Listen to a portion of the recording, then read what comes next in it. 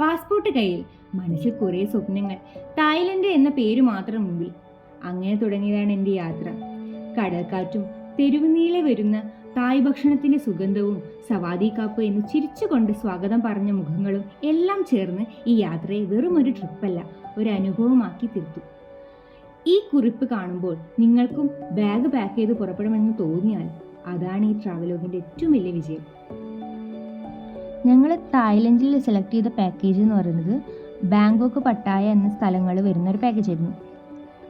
ആദ്യം നമ്മൾ ട്രെയിനിൽ പോയിട്ട് കൊച്ചിയിലെത്തുന്നു. അവിടെ നിന്ന് നെടുമ്പാശ്ശേരി എയർപോർട്ടിൽ നിന്ന് 11:30 നമ്മൾ ഫ്ലൈറ്റ് ഉണ്ടായിരുന്നു. ബാങ്കോക്ക് എയർപോർട്ടിൽ ഞങ്ങളെ സ്വീകരിച്ചിട്ടുണ്ടായിരുന്നത് ഗൈഡ് ജിന്നായിരുന്നു. അവർ മാലയിട്ടായിരുന്നു ഞങ്ങളെ സ്വീകരിച്ചിട്ടുണ്ടായിരുന്നത്. അവരുടെ ഒരു ആതിഥ്യ മര്യാദയുടെ ഭാഗമായിട്ടാണ് ആ ഒരു രീതി. പക്ഷേ ഞങ്ങൾക്കതൊരു പുതിയ അനുഭവമായിരുന്നു. ആദ്യം നിന്ന് ഞങ്ങൾ പോയിട്ടുണ്ടായിരുന്നത് പട്ടായയിലെ മോർണിംഗ് ഷോപ്പിംഗ് കാണാനായിരുന്നു. അതൊരു 600 ഏക്കറോളം പരന്നു കിടക്കുന്ന ഒരു സ്ഥലമായിരുന്നു.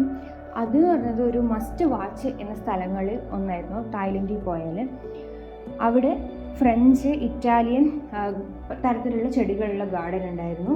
അതേപോലെ കാക്ടസ്, ഓർക്കിഡ്, അങ്ങനെ ഒരുപാട് ചെടികൾ അവിടെ ഉണ്ടായിരുന്നു. ആദ്യം നിന്ന് ഞങ്ങൾ എത്തിയിട്ടുണ്ടായിരുന്നത് ഡിനോസർ വാലിയിലായിരുന്നു. അവിടെ ജീവനുള്ളതിനെ പോലും വലിയ തരത്തിലുള്ള ഡിനോസർ പ്രതിമകൾ ഉണ്ടായിരുന്നു. അതേപോലെ മറ്റു മൃഗങ്ങളുടെ പ്രതിമകളും ഉണ്ടായിരുന്നു. അതെന്ന് പറഞ്ഞത് ഒരു ഏക്കറുകളോളം ഓരോ മൃഗത്തിനും വേണ്ടിയിട്ട് ഉള്ള തരത്തിൽ വിശാലമായിട്ടായിരുന്നു ആ ഗാർഡൻ ഉണ്ടായിരുന്നത്. ഈ നോൺവെജ് ഗാർഡൻ എന്ന് പറഞ്ഞത് ഞങ്ങൾ ഒരു ദിവസം കൊണ്ട് നടന്നാൽ പോലും തീരാത്ത തരത്തിലൊരു വലിയ ഗാർഡനാണ്. അതുകൊണ്ട് തന്നെ ഇവർ ഞങ്ങൾക്ക് വേണ്ടിയിട്ട് ഓപ്പൺ ബസ് സൗകര്യം ഒരുക്കിയിട്ടുണ്ടായിരുന്നു. ഞങ്ങൾ ആ ഓപ്പൺ ബസ്സിലൂടെ ആയിരുന്നു കാഴ്ചകളൊക്കെ കണ്ടിട്ടുണ്ടായിരുന്നത്. ഈ ഗാർഡനിനുള്ളിൽ തന്നെ തായ്ലൻഡിലെ ക്ഷേത്ര മാതൃകയും ഉണ്ടായിരുന്നു. ഈ ഗാർഡനിൽ പ്രതിമകളും ചെടികളും കൂടാതെ പലതരത്തിലുള്ള ഷോസും ഉണ്ട്. അതിലൊന്നാണ് ഈ തായ്ലൻഡിലെ കൾച്ചറൽ ഷോ. അവിടെ എന്ന് പറഞ്ഞാൽ തായ്ലൻഡിലെ തനതായിട്ടുള്ള അവരുടെ കലാരൂപങ്ങളൊക്കെ ഇതേപോലെ കാണിക്കുന്ന ഒരു ഷോ ആണിത്. ഷോ കാണുന്നതിന് മുമ്പായി ഞങ്ങൾ ഫുഡ് കഴിക്കാൻ വേണ്ടി പോയി. ഈ ഹോട്ടലിൻ്റെ പുറം ചുവരുകളിൽ പലതരത്തിലുള്ള പെബിൾസ് പതിപ്പിച്ചിട്ടുണ്ട്. പലതരത്തിലുള്ള പെബിൾസ് കൊണ്ടുള്ള സീനറീസും അതേപോലെയുള്ള മൃഗങ്ങളുടെ ചിത്രങ്ങളും രൂപങ്ങളും എല്ലാം അവിടെ നമുക്ക് കാണാൻ കഴിയും. പിന്നീട് ഞങ്ങൾ പോയത് തായ്ലൻഡിലെ കൾച്ചറൽ ഷോ കാണാനാണ്.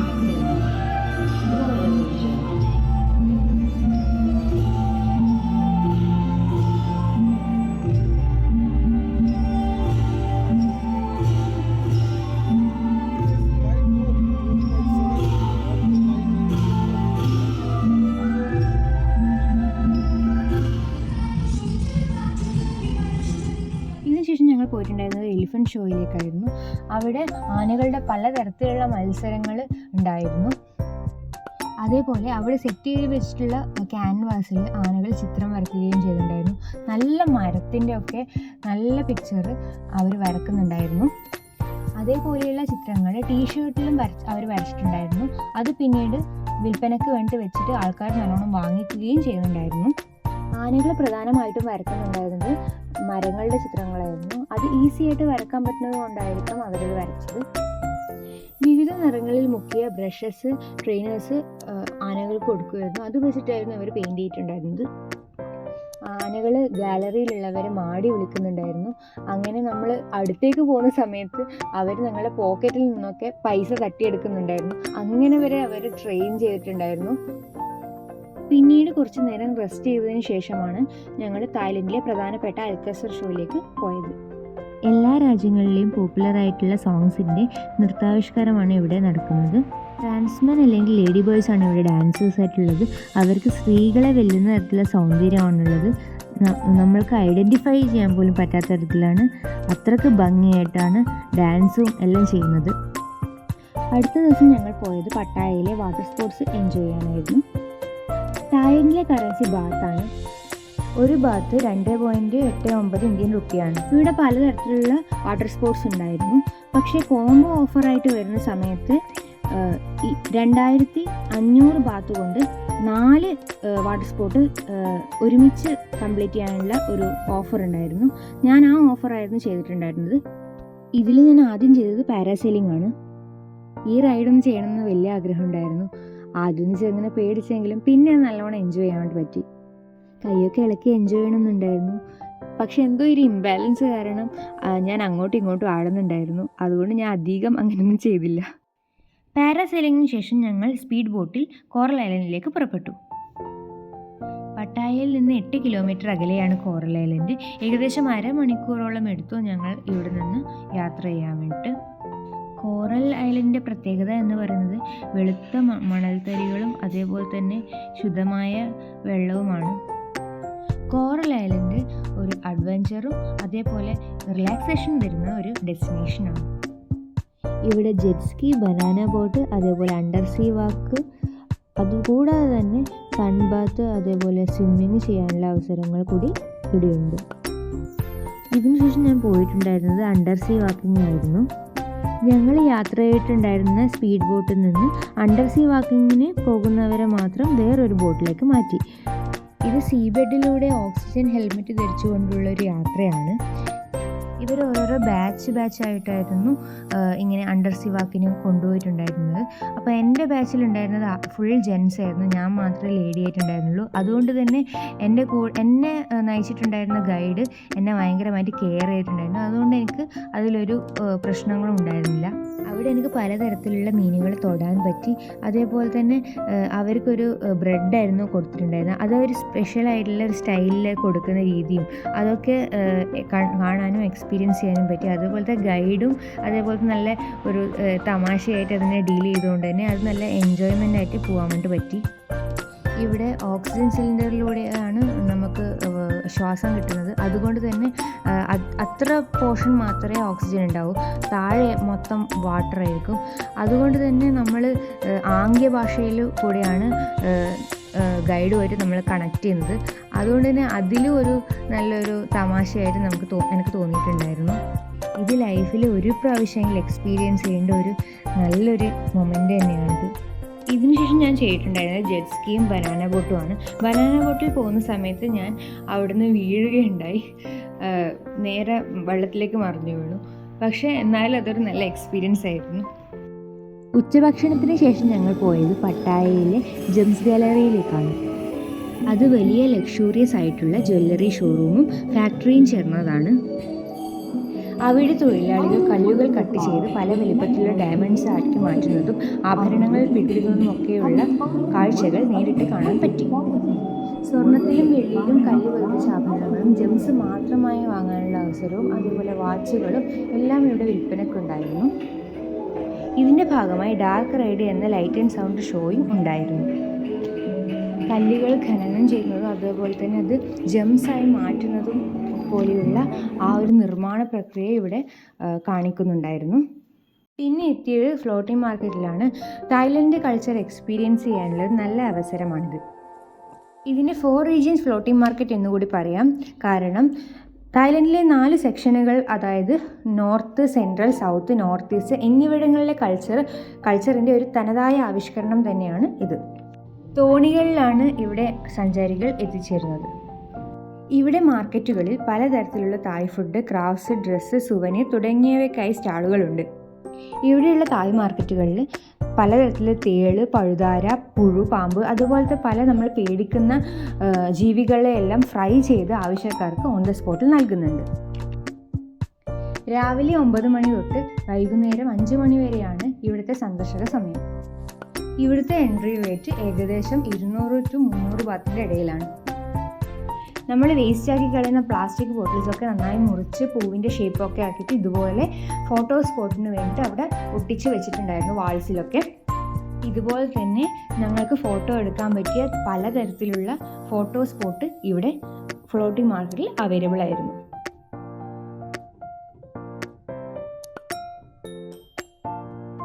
നമ്മൾ ഈ യാത്രക്കായി സെലക്ട് ചെയ്തത് സവാരി ടൂർ പാക്കേജ് ആയിരുന്നു. ഇത് നമ്മൾ താമസിച്ച ഹോട്ടലാണ്. ഇതൊരു 3 സ്റ്റാർ ഹോട്ടലാണ് പട്ടായയിൽ നിന്നാണ് നമ്മൾ ബാക്കിയുള്ള ജേർണിയിലേക്കൊക്കെ പുറപ്പെട്ടിട്ടുണ്ടായിരുന്നത്. സ്വിമ്മിംഗ് പൂളും അതേപോലെ സ്പാ സൗകര്യങ്ങളും എല്ലാം അടങ്ങിയൊരു ഹോട്ടലാണിത്. 3ാമത്തെ ദിവസം ഞങ്ങൾ പുറപ്പെട്ടത് സഫാരി വേൾഡ് കാണാൻ വേണ്ടിയാണ്. ഇവിടെ പലതരത്തിലുള്ള ഷോസ് ആണുള്ളത്. Elephant show, dolphin show, monkey show, അതേപോലത്തെ സ്റ്റൺ ഷോ, അതേപോലത്തെ പലതരത്തിലുള്ള ഷോസ് ഇവിടെയുണ്ട്. ഇതിൽ സ്റ്റൺ ഷോ ആണ് ഇവിടെ കാണിച്ചിട്ടുണ്ടായിരുന്നത്. ഇത് പറഞ്ഞത് സാധാരണയുള്ള നമ്മളെ ആക്ഷൻ സീരീസൊക്കെ ഉള്ള പോലെ തന്നെ അത്രയും തീവ്രതയോടെയാണ് ഇവർ ആവിഷ്കരിച്ചിട്ടുള്ളത്. അതേപോലെ ബോംബ് സ്ഫോടനവും അതേപോലത്തെ വലിയ ഹൈറ്റിന് ചാടുന്നതും അതേപോലത്തെ ഫുൾ ആക്ഷൻ സീൻസ് പാക്ഡ് ആയിട്ടുള്ള ഒരു ഷോ ആയിരുന്നു ഇത്. അത് കാണേണ്ട ഒരു ഷോ തന്നെയായിരുന്നു.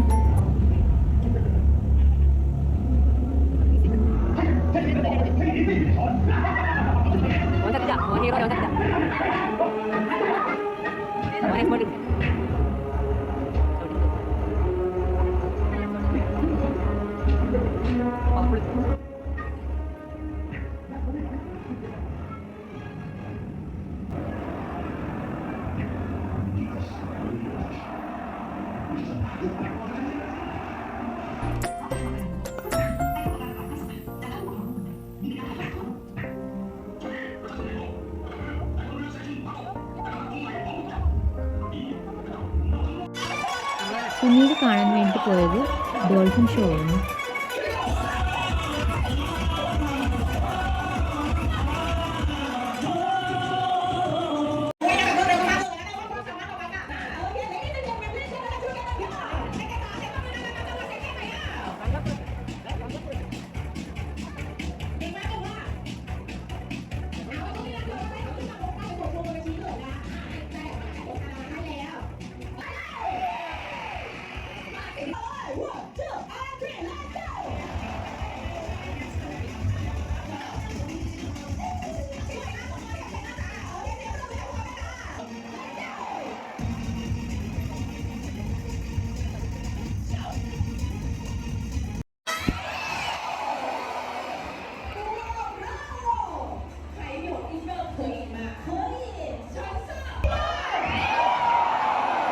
പിന്നെ നമ്മൾ കാണാൻ വേണ്ടി പോയത് സീൽ ഷോ ആണ്.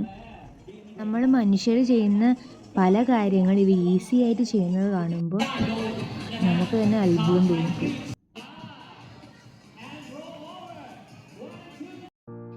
അങ്ങനെ 3 ദിവസത്തെ പട്ടായയിലെ സൈറ്റ് സീയിങ്ങിന് ശേഷം ഞങ്ങൾ താമസിച്ച ഹോട്ടലിനോട് വിട പറഞ്ഞു.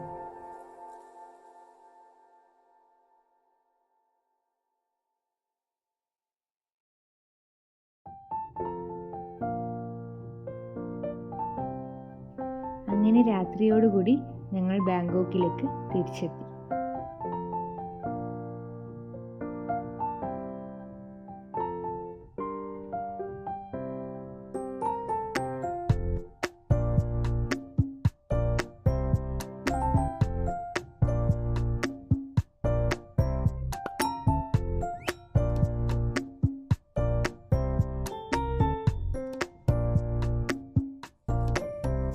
ഞങ്ങളുടെ യാത്രയിലെ അവസാനത്തെ ദിവസം ബാങ്കോക്കിലെ ഗോൾഡൻ ബുദ്ധ, സിൽവർ ബുദ്ധ എന്നിവ കാണാനാണ് പോയത്. ഞങ്ങൾ ആദ്യം പോയത് സിൽവർ ബുദ്ധയിലാണ്. ഈ ടെമ്പിൾ തായ് വാസ്തുശില്പകലയുടെ ഉത്തമ ഉദാഹരണം തന്നെയാണ്. ഇവിടുത്തെ സിൽവർ ബുദ്ധ നമുക്ക് ഗോൾഡൻ നിറത്തിൽ തന്നെയാണ് കാണാൻ കഴിയുന്നത്. അതാദ്യം സിൽവറിൽ നിർമ്മിച്ച് പിന്നെ അതിൻ്റെ മേലെ ഗോൾഡ് പ്ലേറ്റ് ചെയ്തതാണ്. സിൽവർ ബുദ്ധ സ്ഥിതി ചെയ്യുന്ന ചാപ്പൽ നിർമ്മിച്ചിട്ടുള്ളത് സിൽവർ, അലുമിനിയം, നിക്കൽ എന്നിവ ഉപയോഗിച്ചിട്ടാണ്.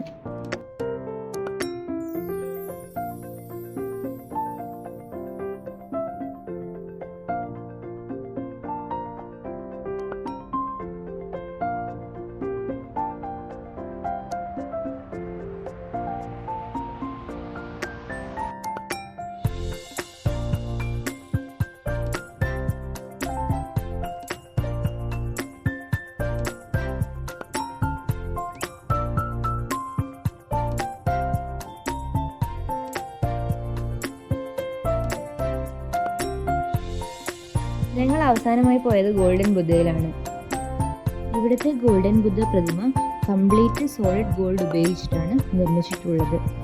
ഇതിൻ്റെ നിർമ്മാണത്തിന് ഏകദേശം 5.5 ടൺ ഗോൾഡാണ് ഉപയോഗിച്ചിട്ടുള്ളത്. ലീഫ് കവേർഡ് ബുദ്ധയാണ് ഇവിടെയുള്ള ബുദ്ധ.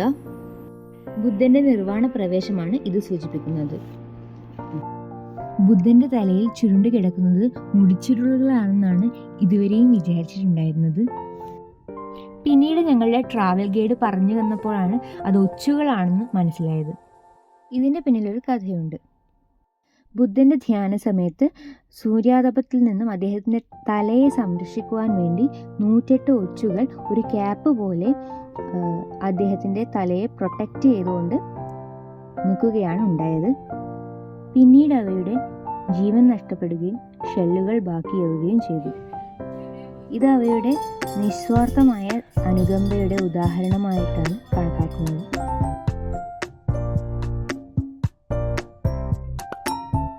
അങ്ങനെ ഞങ്ങളുടെ 4 പകലുകളും 5 രാത്രികളുമുള്ള ഈ യാത്ര മനോഹരമായി തന്നെ അവസാനിച്ചു. അങ്ങനെ ഞങ്ങൾ രാത്രി ബാങ്കോക്ക് എയർപോർട്ടിലെത്തി. പുലർച്ചെ 2 മണിയോടുകൂടി കൊച്ചി എയർപോർട്ടിലെത്തി.